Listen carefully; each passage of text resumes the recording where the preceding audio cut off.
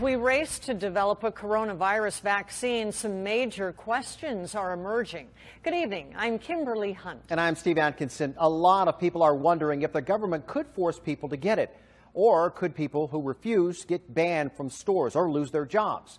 ABC 10 News anchor Derek Stahl spoke with a legal expert to get some answers. Imagine a world where you have to get vaccinated and show proof to go shopping, board a plane, or just go to work. Legally, it could happen, says University of San Diego law professor Dov Fox. States can compel vaccinations in more or less intrusive ways. They can limit access to schools or services or jobs if people don't get vaccinated. It could force them to pay a fine or even lock them up in jail. Those measures have been adopted in other countries like France, but not so far in the United States. It all dates back to a Supreme Court case in 1905. The court held that Massachusetts could fine people for not getting vaccinated against smallpox. That case became the basis of vaccine requirements at schools across the country. Courts have found that when medical necessity requires it, the public health outweighs the individual rights and liberties at stake. Just last year, New York City passed an ordinance fining people for not getting a measles vaccination.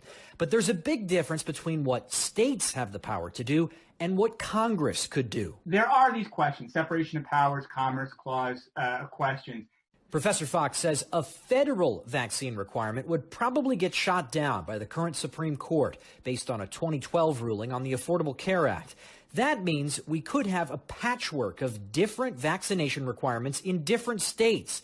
Professor Fox says states would need to allow exemptions for people with legitimate medical risks like pregnancy, but not exemptions for other reasons. Religious exemptions, philosophical ones, have largely been overridden in the name of public health. However, Professor Fox says recent protests over face coverings show there's a big risk of a backlash here. And just because states have the power to require vaccinations doesn't mean it's the best public policy. Derek Stahl, ABC 10 News. And legal experts say that private businesses would have the authority to fire workers who don't want to get vaccinated for personal or religious reasons.